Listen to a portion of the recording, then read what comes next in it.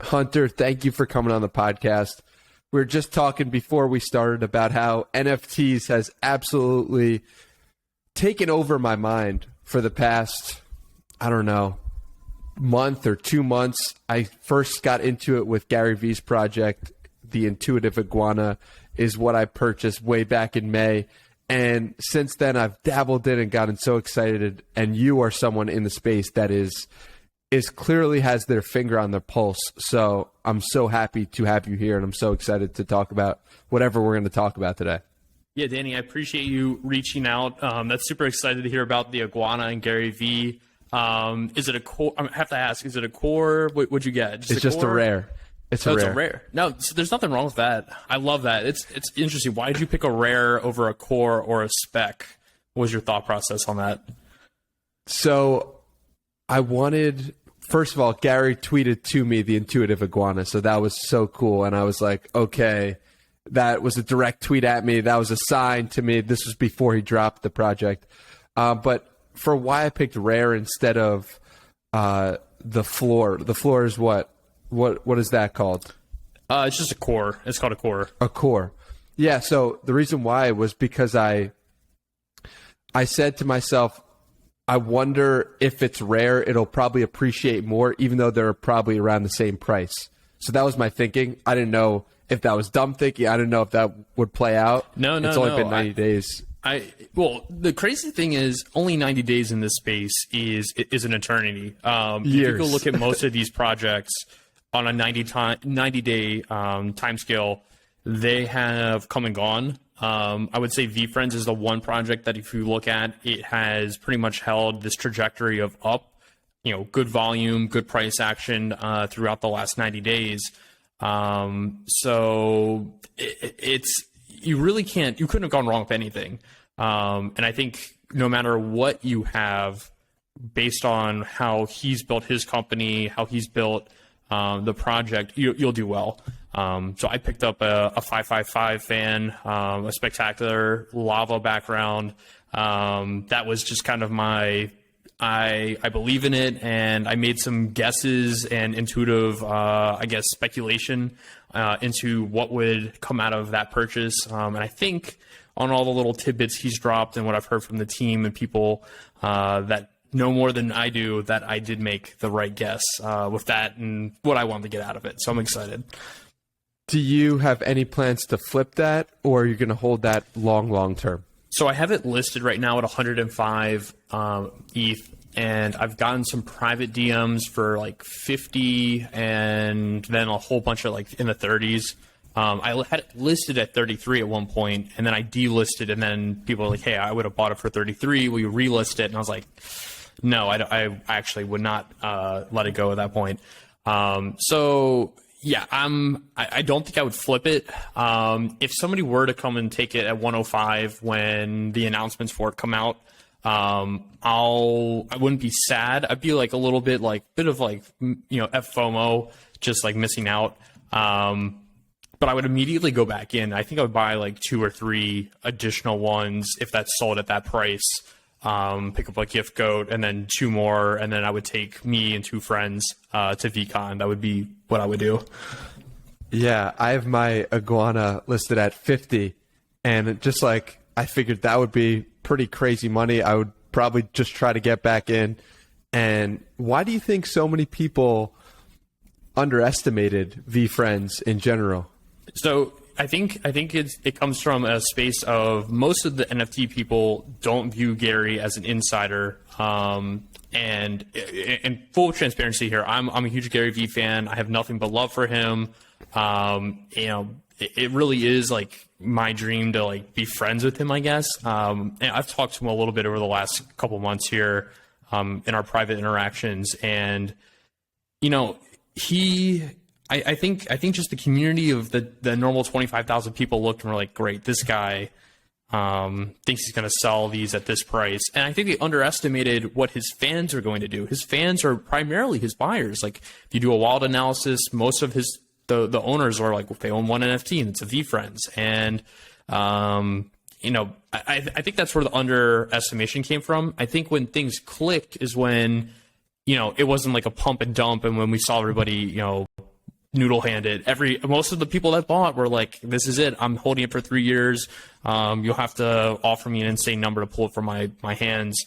But he's also been pretty adamant that that wasn't just a pump and dump. It wasn't like a one-time thing. He's thinking on the 40-year term. That's the way to do it.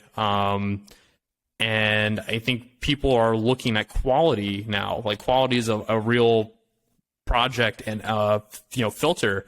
And we look at Cool Cats, Larva Labs, Bored Ape Yacht Club, Wiki Craniums, Pixel Vault. These are all people thinking on long term, looking at collaborations, bringing value to holders, and that's what Gary's doing. And that's why I think at this point, most people, when they're like, all right, I want to throw in 20 ETH, I'm having the same discussion like every week. They're like, hey, I want to throw in 20 ETH. What do I buy? It's like, well, actually, VFriends, if you're looking at the scheme of things, is a good buy.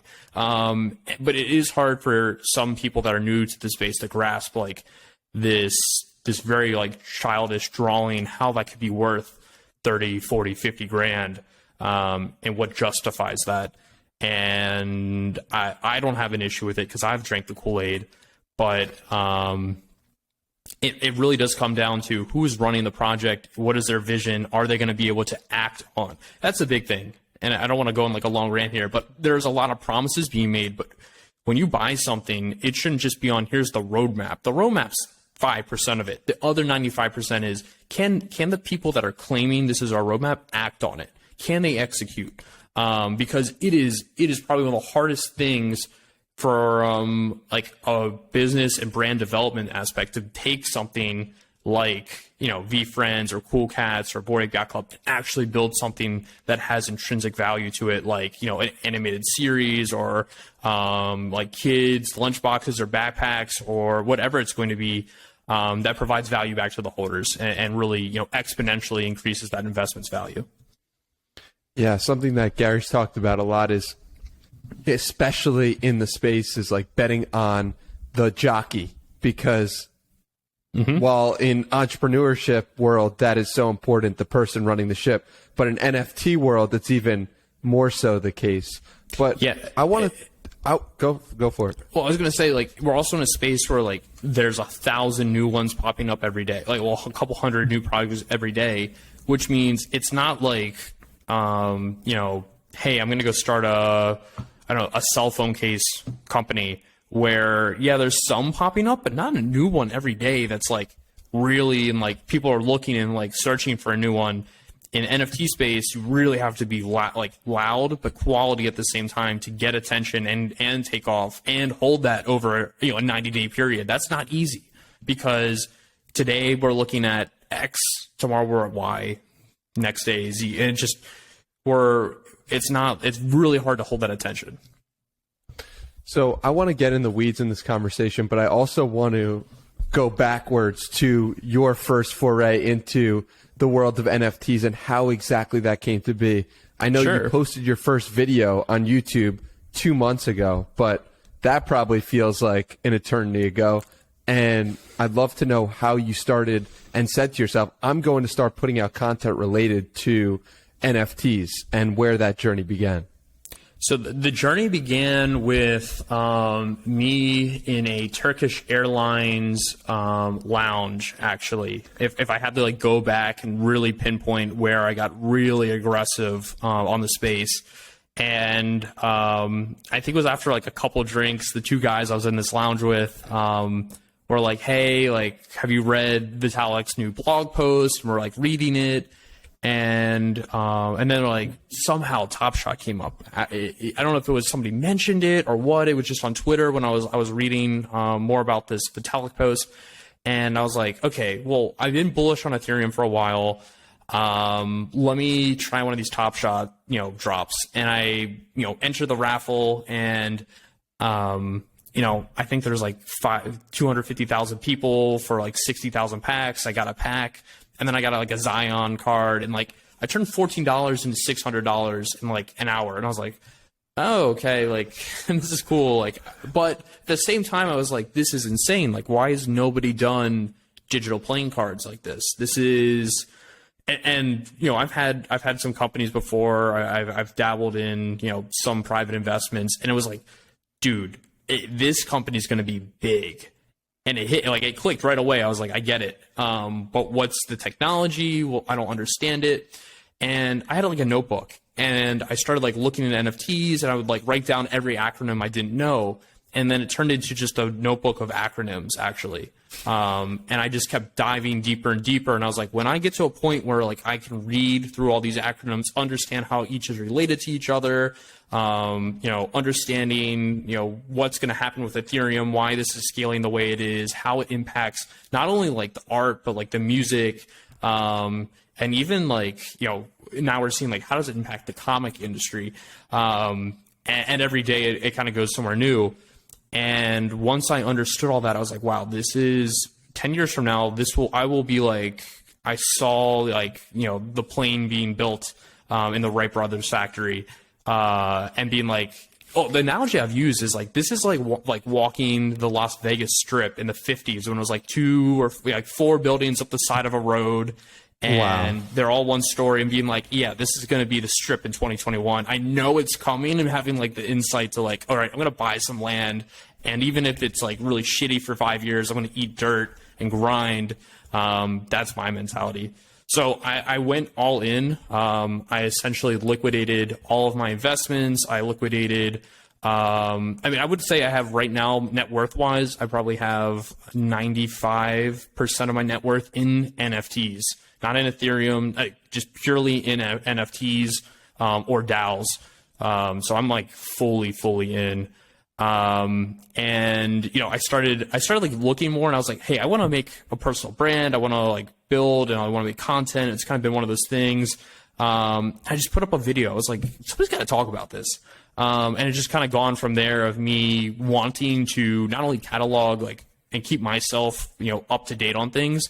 But I really do enjoy like making connections. It's never been about how many followers do I have, how many subs do I have. It's never been about how much money can I make. It's really just been all from a passion of, I would like to be in this space for the next 60 years. I would like to build my name off of this technology. And I hope that's how people perceive it. I hope it's not like hey, I'm just here to like get views and cash out and act like I don't know nobody. But like, it's purely just from, I love the space, I love the people, and yeah, man, like I'm just happy to be here. I'm really grateful. I try to stay humble, and just really be grateful for every moment that I have since finding the space. What was the time frame from the Turkish Airways lounge to putting out your first video or putting out your first content related to NFTs? Probably a month. The airline lounge to getting home, probably like a week, and then, catching up on some work and stuff. And then, there's probably like 2 weeks there where I was not sleeping, and it was, 20 to 22 hours a day doing research. Wow. And when I say research, I mean, I would have a podcast going with, either like DC Investor or Bankless or listening to Sun, or like just anything that had to do with Ethereum or NFTs, making sure I could answer every single question. So like for 2 weeks, I filled up like 6 or 7 notebooks.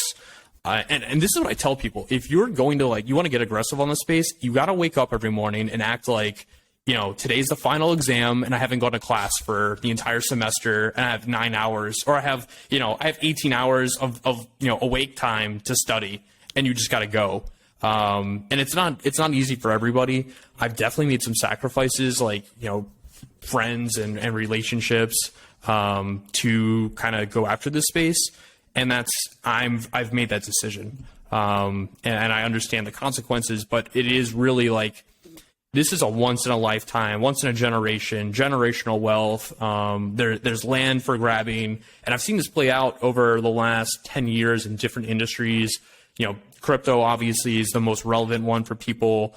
But like social media, the internet, oh my God, there's so many other ones, but like there's land grab here. It isn't like a question of if this will be used in the future. It is a question of like how long until it goes really mainstream, and how big does that get in the short term? Because in the long term, this is technology that's used by everybody day to day, even if they don't know they're using it, just because of I would just say because of the utility and the functionality that it adds in a good way, and cutting out middlemen and rewarding creators and rewarding people that are taking that leap early. So like owning a Musician's First concert ticket, proving it's verified, everybody knows it's real. That shit, it makes no sense that it doesn't exist right now. So that's why I'm so bullish.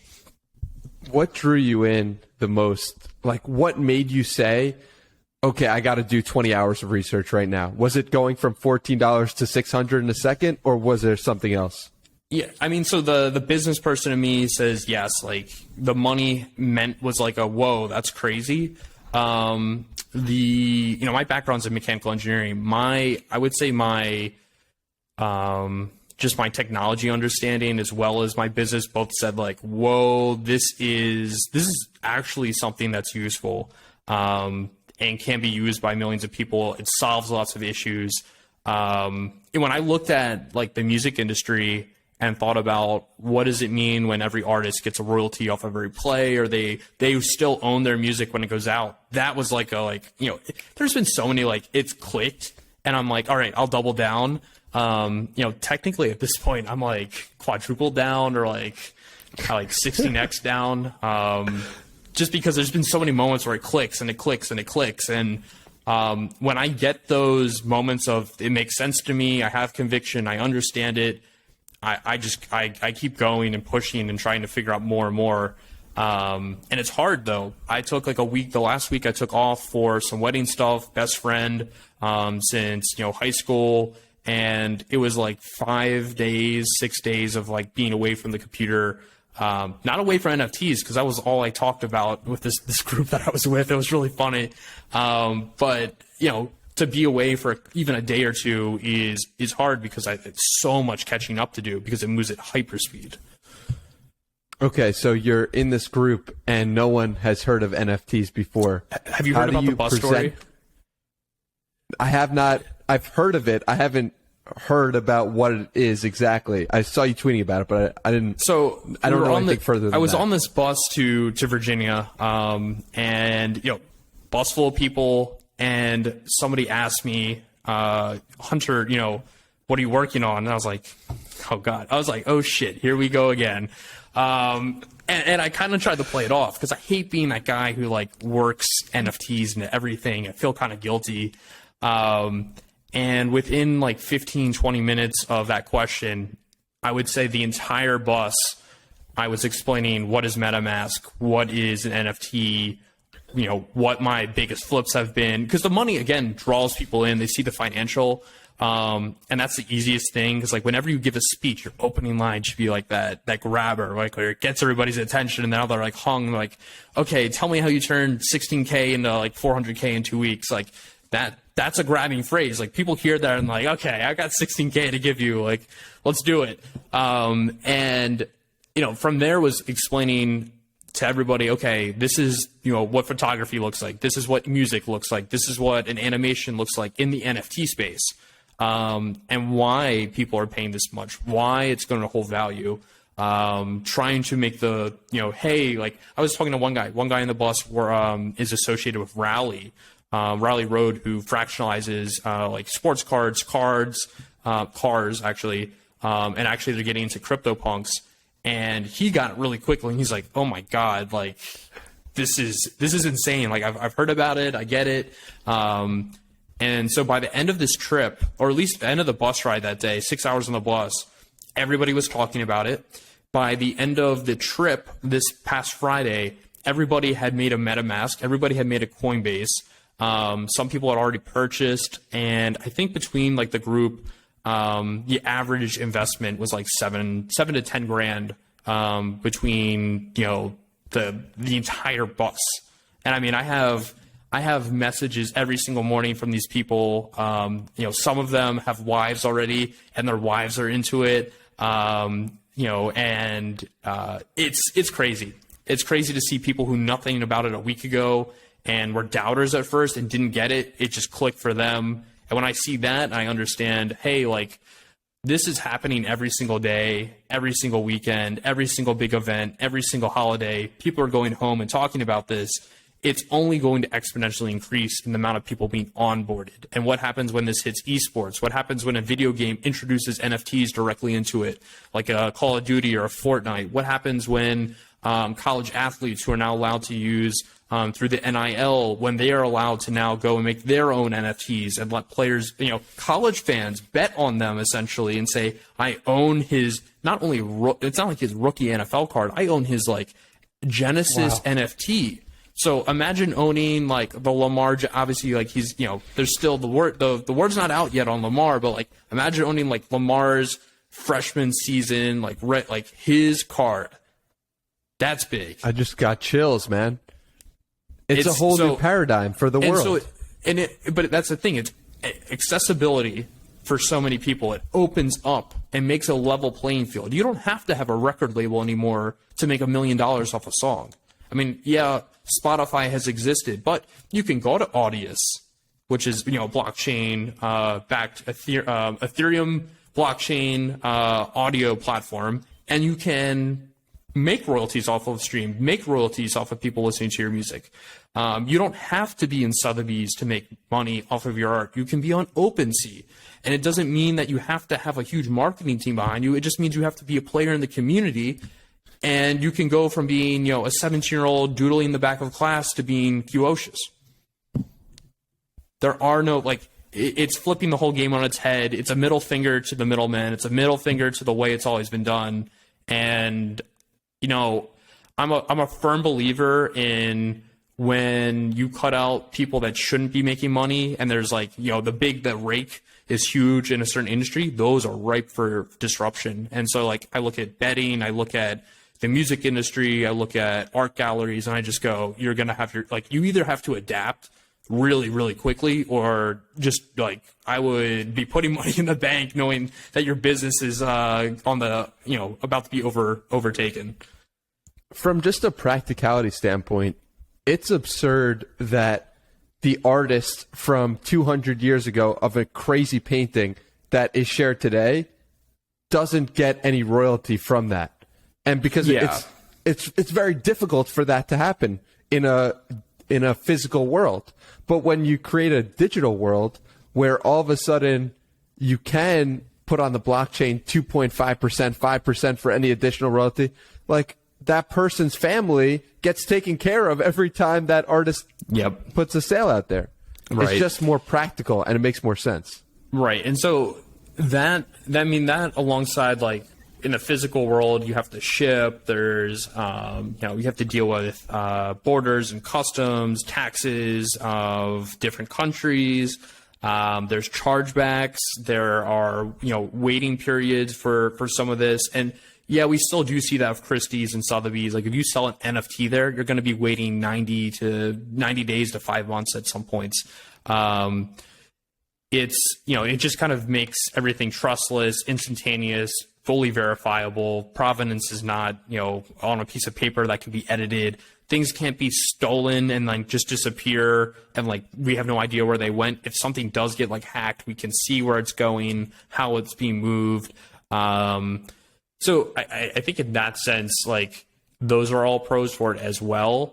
But I really think the big winners here at the end of the day are artists. And we're in the middle of an art revolution. It's like an art renaissance where we will hold artists like Qocious, we'll hold people like Xcopy, people that are in art blocks at the same level as we do sports players, actresses, and other celebrities, because we're really in a point now where, because you can now monetize owning a piece of art, you can rent it out, it can be a cash flowing asset, you can take collateral against it.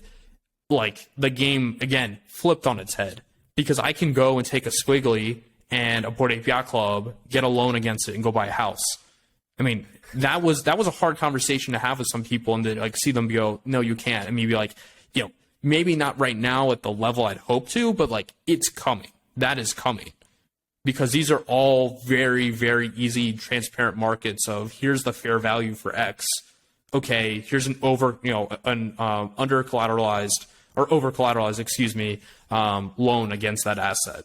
So it's going to be wild. And I think CryptoPunks currently, if I were to tell you like, hey, here's what I would buy, here's the top of the top, CryptoPunks really for me is my like ultimate grail. I'd love to own one right besides like a Gary V-Friends Goo and a Lost Robbie and an auto. Like I have very like there's like 5 or 6 that I hold at like a grail level. But Punks, I think in a year from now, people will look back and say that was free money sitting there. Honestly, even at 150K, and you can quote me on that. So the floor right now for a Punk is what, 150K? 40 it's like something? It's like 135, I think. It's like 44, but it's really not. It's really 50 if you look at the what the depth on it is. There's like 8 to 15 punks before 50 floor, so it's not that deep. And you had one stolen from you, right? Not stolen. I wouldn't say stolen is the right word. I would say like I've been within like 3 or 4 ETH of being able to pull the trigger on a few punks that I've really like. They're one I got. I would hold. It wouldn't be a flip. It'd be like I'm happy with it. I love it. And either have the market take off up on me, or have like another opportunity that came to me and was like, that the punk. I gotta wait on the punk. That my time will come. I had right before the punk floor took off, I had the option to either invest in a DAO or buy a punk. And I had to figure out like, does me taking 20 ETH, 30 ETH and putting into a punk right now, do I see that quadruple 10x, 100x, or is that like, okay, that's at best right now a 50x of my money. So let's say a punk ends up being 400 ETH. Can this DAO outperform it? I unfortunately and fortunately, like no matter way you want to look at it, I'm a pretty disciplined investor. I try to take emotion out of it, and I chose like, okay, let's go for the DAO. I see who's in it. I see what the strategy is. I can see this being, turning 50K into 5 million in a year or two. So I made that bet and said I would cash flow any of my payouts from that into either back into it to get a punk or take money up elsewhere to get into a punk. But I try not to let like emotions or let like, hey, I have to have this because it's cool right now, play into that. I just play here's where I think I'll make the most money, what's the most secure asset in the long run, and then set myself up to own like 2 punks potentially. Could you explain what exactly a DAO is? This is something that I've heard far and wide, but I've never actually...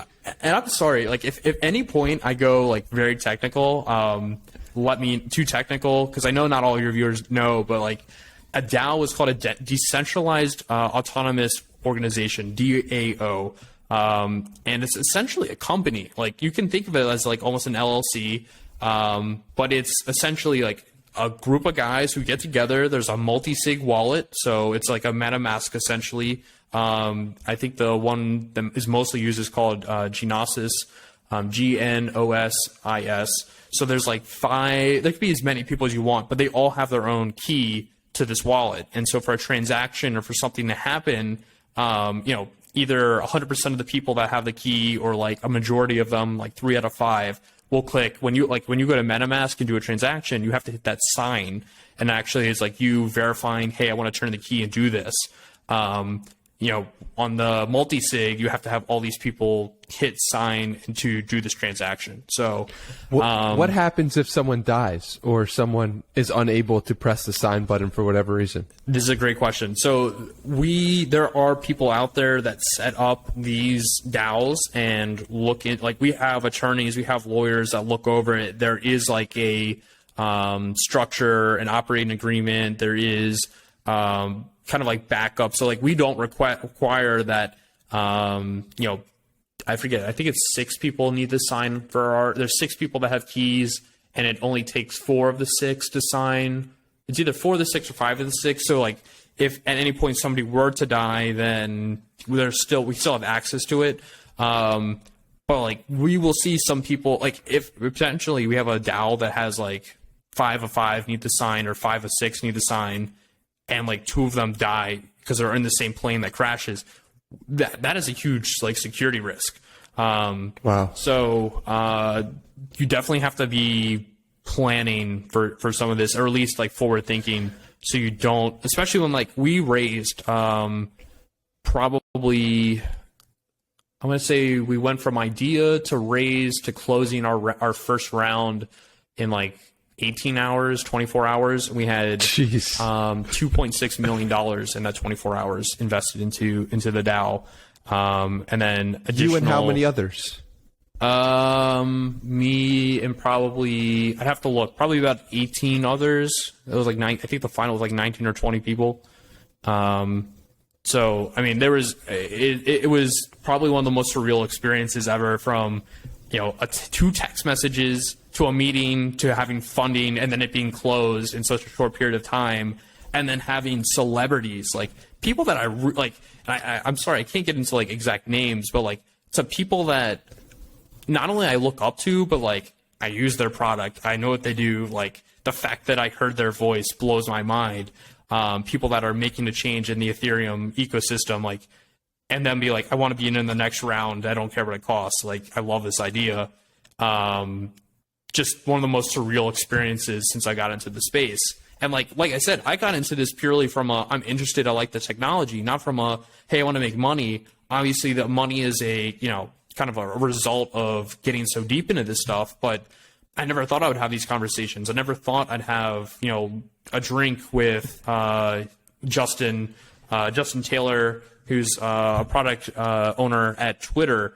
I never thought I would have, dinner with Justin Aversano, who's the founder and who did Twin Flames. Like, just conversations, follows from people, like business opportunities, stuff that I'm launching on my own. Just never thought it would happen. And I think that's like the fun part of it, is I'm not like coming into this like, where can I make money? It's more of like what do I think I'm going to have fun doing? What do I think I can do that provides value to people?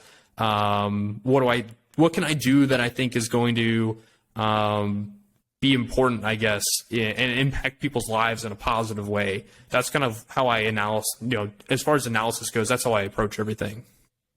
And what was the idea that people were so excited about for this DAO that you created? So, and again, I can't go too far into it. It sucks because we're probably like 24 to 36 hours. Oh, wait, I have to look and see on the calendar here when they're going to make the announcement on like what's happening, who's involved. Just because there's some purchases that need to be made. And obviously, the second I think this comes out, people will understand what we're doing and probably adjust things against us. But I do, like, I think I've mentioned it in many other things I put out. The Ethereum ecosystem, the NFT ecosystem, has so many different industries that it's going to touch and completely disrupt. I'm positioning myself and my portfolio where I'm moving my money into where I think we'll see the most disruption, where we'll see, the most people that are running companies right now look at this and go, oh shit, like we're too big and too slow to react to this. We either need to buy somebody out, or we need to like just put it all in on NFTs because, and like, we're disregard what our attorneys say, because that's the biggest thing we've seen, is that a lot of these big corporations are like, oh, that's a really cool thing, but then like Disney's attorneys were like, no, don't, please, like, do not, like, you can't do X, Y, and Z, and we need to protect the brand.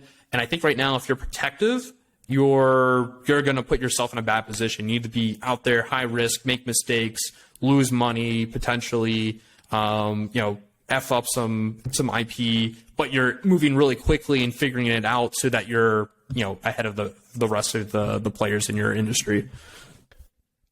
Yeah, and Tom Bilyeu shouted you out the other day. How cool was that? I love Tom. So it was, Tom is one of those people who is always in Twitter Spaces. And he's a serial lurker, and I say that in a good way. Like, he's always listening. And he does, like, he's jumped up and said a few things, but he mostly, for the most part, listens. And he is doing his homework. He's one of those people I know is like actively listening in the community. He's listening way more than he puts out. He's obviously trying to figure out where he's going to play his chips. I'm not sure what his portfolio looks like or what money he's put in, but from what I could tell that he's doing, he's just being smart. And so when I got the follow from him, when I got the shout out from him, even, that blew my mind. And it came at a point when I was like, I know exactly where I was standing. I was just outside this window here, standing in my yard, and it popped up, and I was like, what the hell? Like, no way. Like, and it was totally uncalled for. Like, I think the last time I had DM'd with him was like 2 weeks ago or like a week and a half prior. And the last time I had any kind of interaction with him online was like a week prior. And it was just totally random, and it meant so much to me. And I got a text message from my mom, who apparently like stalks my Twitter account, and she was like, "Oh my God, I love the Quest bars," and then Quest liked the tweet, and it's just been surreal. Again, like, these are things I never expected to happen. I didn't come into it saying, "Hey, I want to become friends with like CEOs and celebrities." And it's just like, I cannot tell you how grateful I am to these people that have given me like a shout out, or have followed me or endorsed me, or even just said like, "Hey, we like what you're doing." It means so much. Packy McCormick has a great blog post called "The Great Online Game," and he talks about how Twitter, in a sense, can be like a video game, and how the people who are doing it best are receiving all these badges and honors and incredible things happening to them, and those are the people that are winning the great online game. And to hear you speak and to hear you talk, it just sounds like you are someone who is winning the great online game. What advice would you have for someone who is looking at you and being like, "Wow, those are incredible things. I would like some of those things to happen to me as well"? Yeah, I think seeing it as a game, it's an interesting take. I would say you can't look at it as a game. Because the second you look at this and you're like, "Hey, I need to, do X, Y, and Z, complete," like, if we think about it from like a real game analogy here, like, I have a quest, I need to do this, and at the end of it, I get X, and you're expecting to get X. You cannot come into this with expectations. I came into it with the mentality of, "Hey, I just want to make stuff, and we'll see what happens." And I never thought I'd be founding a company out of this, or starting, media production stuff and having conversations with like TV networks. Like, that was never a goal. And I think everybody who comes in needs to have that mentality of, "I'm just going to jump in, be an active player in the community." And that doesn't mean come in and shill and say, "Buy my shit, join my Discord, do this." I think it means like, just jump in, like, have a conversation, say to somebody, "Hey, I love this art. How did you make it? What smart contract did you use? How did you get started?" Like, just be like a genuine person. And I think that's always just been how I am. Like, if I went to a Thanksgiving party with my parents when I was like 10, I'd be the kid like talking to the adults, like, "Oh, what do you do? Like, explain that to me. I don't understand it." Like, I think if you do that and just come in and talk, that alone will put you in a place for success. If you're a creator, listening to this and you're like, "Hey, I want to get into the NFT space, not as a collector and throw money at it, but just like make stuff," please listen to me. The best thing you can do is come into this with the zero expectations and just be that person who talks. And when you make content about what you're doing and explain, like, "This is why I drew this," or "This is why I came out with this punks derivative," and you show like your real thought process and why it's not just a pump and dump, and why there's real thought and real effort, and explain who you are and what the project is, and you put that out there, that's how, quote unquote, you win the game. That is how you become part of the community. That is how you provide value to people. That is how you make an emotional attachment to somebody who's listening. Because it's not just make something, throw it on OpenSea, kick back and watch the dollars roll in. That's not the game we're playing. At a point there, we were close to it at one point. Like, I will admit, like, in the early days, if somebody retweeted something you were doing, it would sell. We're not at that point anymore. There are real, kind of qualities that you need to pass to get a purchase right now.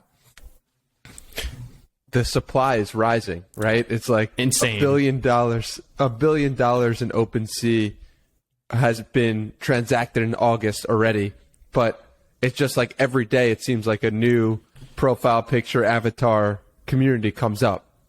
And, it's interesting to watch. And I'm sure of those that launch in the next, 1,500 days, it's like 5%, 3% are going to succeed on a massive Less level.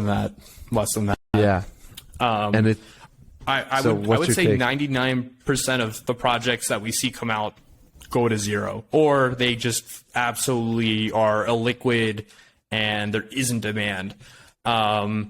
And I think my kind of take on it is anybody who's taken a microeconomics course, you only need the first week or two of material to understand what's happening. And it's purely look at supply, look at demand, and in that intersection there's a price, a price intersection, and that's how price is determined. If our supply keeps rising, the price for a lot of this stuff, when attention is so spread thin, when money is so spread thin, you'll have those things that do a 14x or, a 13x, like the Hearst pieces. But for every one of those, there's 100 others that minted at 0.1 and now have no relevancy. They have no, social signal to them. It was just hey, it had attention, now it's gone, and the project doesn't have anything long life left in it. They'll go to zero. And I think it makes sense. Like, we've seen this with ICOs. ICOs would pop up, and overnight they would go from being worth a couple 100,000 market cap to $1 billion market cap. That's unsustainable. We're seeing the same thing with projects where it's 10,000 avatars that are minted for 0.08, and then they go to 0.8, and then the music's over, and we play musical chairs for who can get out before we get back to mint price. And then it's like, well, why would you want to own this? There's no team, there's no long-term roadmap. They can't execute on it, even if there is one. That's my thought, and that's why I've kept my money in primarily high quality stuff like Twin Flames, Punk's Comic, Art Blocks, Bored Ape Yacht Club, and I'm not sure what else I have that's like. I mean, I'm really kind of, my profile is, as far as like what I've had, has been slimmed down to make room for some DAO investments, but I've only put stuff in that I know, like, I can go to bed at night, and even if it goes to, like, it dropped 50%, I'll just buy more of them because I know they're going to come back in price, and I don't have to worry, just because I fully believe in these people. How do you balance investing in these projects and also covering while you're doing the morning mint and you have your podcast? So it's like you're covering it on one side, but you're also investing on the other. How do you balance those two? So I'd say right now it's not balanced. Since getting back from that trip, I have not bought a lot, and anything I have bought has been really just kind of like, here's 0.1, here's 0.2, and we'll see what happens. Kind of just playing a very speculative game of, I like the art, I understand what's happening, I see who's buying. So I would say, like, unfortunately, like, I'm not as balanced as I want to be. I think I have mentioned in this interview, I am building out a company right now. So I'll have more infrastructure around me. I do kind of have a VA right now who handles some stuff for me. Is that your brother? It is my brother. But I have like 2 other VAs that I'm talking with that are going to manage some stuff. And I have, like, there's going to be some incubator stuff that comes out. I have like 2 or 3 people who will be running that. Some VC stuff that I'll be, having other people manage. And then, like, on top of, like, some of the shows we're doing, it will replace some of, like, the stuff I want to actively be doing, with, like, teams of people, and it'll actually even bring things to me a little bit easier. If that kind of gives you an idea of how I'm thinking. I'm very much on the idea of build a machine that can do many things, like the same thing over and over and over, and perfect that.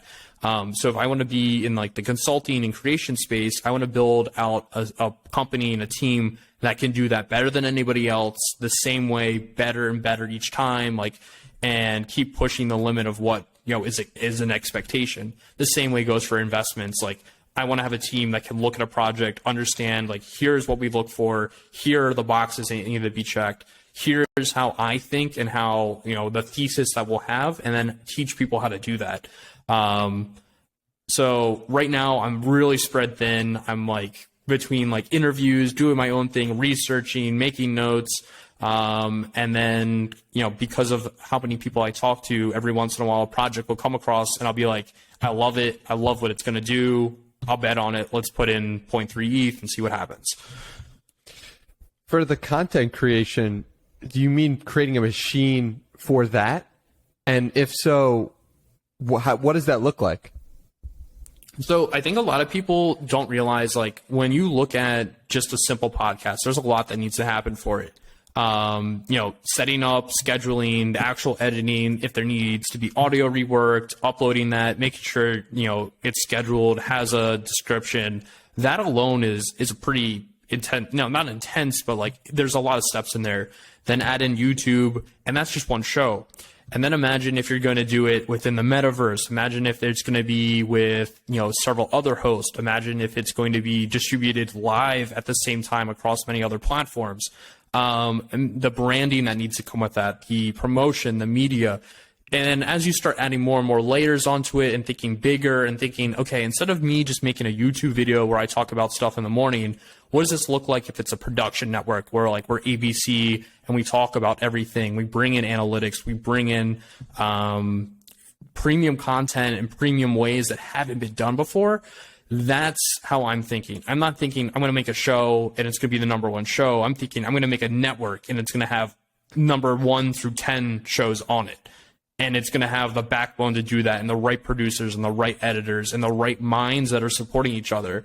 And I don't want to build silos. I don't want to have a show where, the Morning Mint has its people and they do the Morning Mint. And then I have a newsletter that's doing analysis on like market, our wallet content and wallet transactions for like Punk's comic. That doesn't make sense to me. I want it to be a supporting team where, Morning Mint's like, I need analytics and research on this. Great. I have a team for that.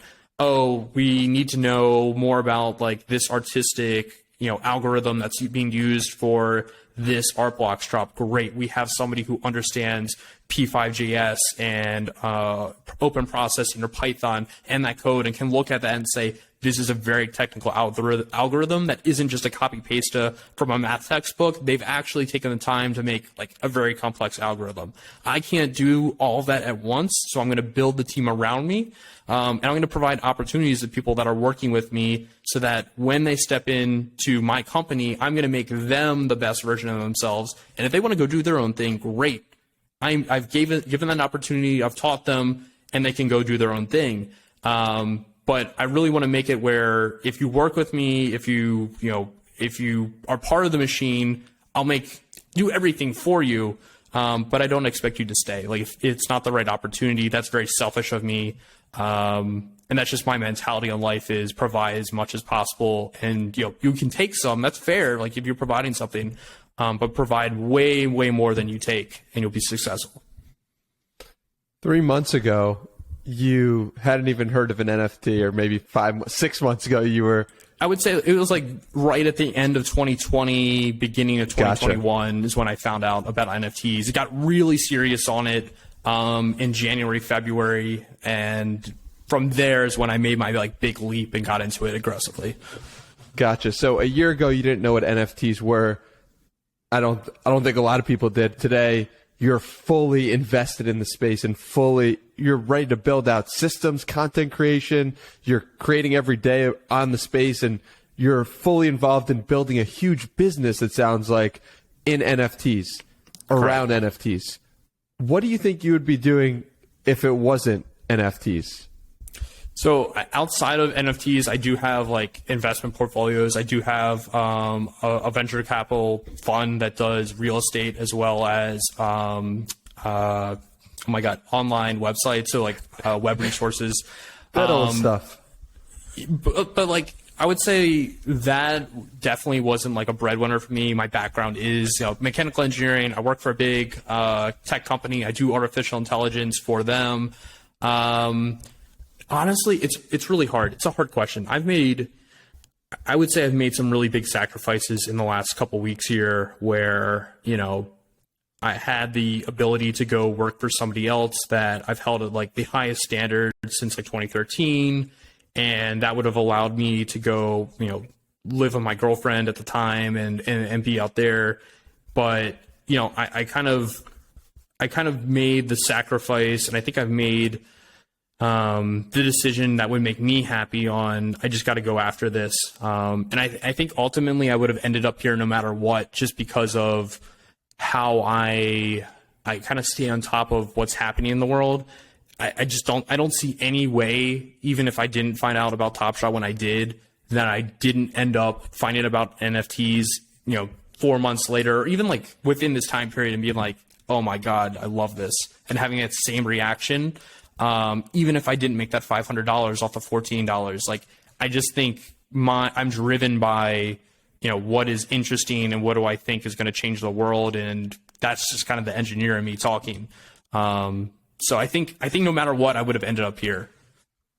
You're driven by the next frontier, which is, I think, a very common thing. Yeah, but I think it's important. A lot of your listeners who are probably looking for like financial freedom and they're looking to make the best of themselves, looking at like the next frontier is a great way to find stuff early. But, and it's a huge but, you can't be that person who finds the frontier and then goes, okay, what's the next frontier? You need to when you find something that like feels right, it hits all your passions. Like I used to flip Yeezys, I used to flip shoes.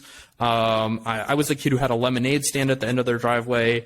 I like eBay flipping, yard sale flipping, like the collection stuff, video games, like online marketplaces, like all these different intersections on top of the tech, and having a coding background, and obviously doing a little bit of art on the side, like all these intersections. I look at NFTs and I'm like, that's me. This is my next 60 years. I'll die doing NFTs. If you are a new frontier person and you find your passion, don't go and like, hey, this is great, and then keep looking around for like what's next, what's hot, what's in the news. You need to, like, when you find it, put your anchor in the ground and be like, this is where I'm at. If we enter a bear market, I'm ready to stay. I can weather 2 years of shit and eat dirt and get dirty and, not have the spotlight on me, like not worry about followers. I'm just going to put shit out. I'm going to keep building and not look at other people, just focused on me. That's the mentality you have to have if you want to be the best version of yourself. I love that. It's a great rant there. You kind of touched on artificial intelligence, and that's what you do in your day-to-day, or at one point did. What is artificial? That's a very broad term, and I'd love to go deeper in that, and what drew you into AI. So that's another great story, completely unrelated to NFTs, but my day job, essentially, they wanted to look at data, and they told me to make an Excel spreadsheet. I looked at them and I was like, you're insane if you think I'm going to make Excel sheets like this to analyze data. And then, there's very statistical terms that are within that. Like we look at like regression analysis, and I'm just like looking at this stuff and I'm like, there's a better way. Like I've heard about AI, I should learn it.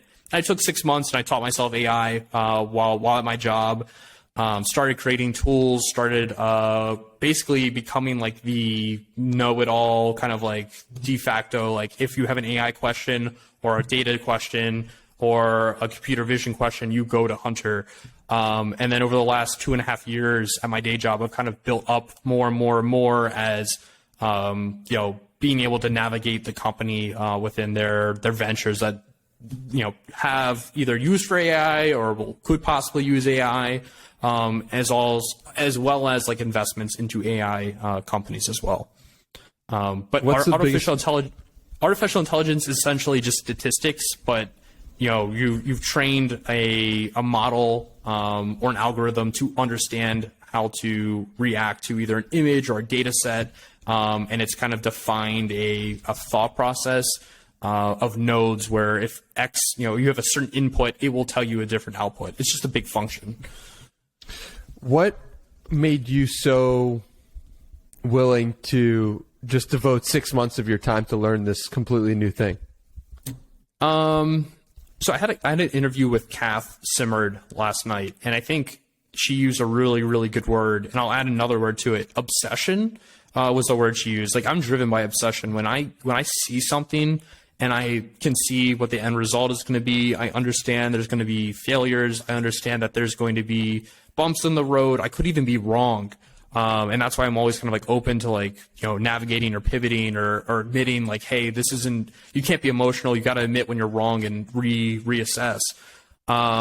I think it's just obsession and grit. Like when you look at both of those properties or both of those characteristics in a person, if you have those, it's all about having that drive and momentum and coming back and staying late, putting in the extra hours, not listening to the person next to you who says you're wrong, not listening to or looking at the people that are next to you succeeding more than you are at that point. I kind of just focus on me, have my plan and go execute on it. And it's been working out pretty well so far, I guess. Clearly. Well, this has been a lot of fun, Hunter, and I'm curious if you have any final pieces of parting words before we go to a close and you can plug your stuff. Yeah, so I don't think I have anything to plug. You can follow me if you want or connect with me. I'm always open to discuss and meet new people. But I would say for your listeners who are trying to find like the best version of themselves and better themselves, if you are I'll touch on NFTs. One, if you're going to get into NFTs, don't come in with the mentality of how do I make $1 million? Come in with the mentality of how do I learn and understand what an NFT is, understand what's happening, what the market's doing, what is quality, what's going to be around. Just come in and learn first. I wouldn't throw $1,000 at it. And I think from like a bettering yourself perspective, even if you don't get into NFTs or you do, when you find that thing, like I said, that you're passionate about, go all in on it and don't listen to the person that's like in your ear saying you're wrong. Don't look at the person next to you who's doing the same thing and looks like you're doing the same exact thing as them, but they're getting 20 times as much success. You just got to like understand if you are genuine, you're interacting, you're providing value, you're a positive person, and people like what you're doing, it will like eventually lead to that success. And it's always better to have like, 1 follower is better than 0. Give all of your, like, don't be like, how do I get follower 2? You should be looking at, hey, if I have 1 follower, how do I give this 1 follower as much love and much like attention and much value as possible? And maybe follower 2 comes. And at that point, you go, hey, you 2 guys, what can I do for you? And when it gets to 20, hey, you 20 guys, what can I do for you?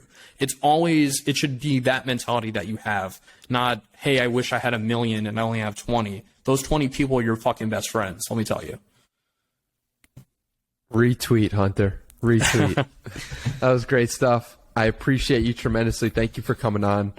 Follow this man on Twitter. Follow his spaces. Follow him on YouTube as well. I enjoy it all. And I'm appreciative of you putting out your energy and knowledge into the world.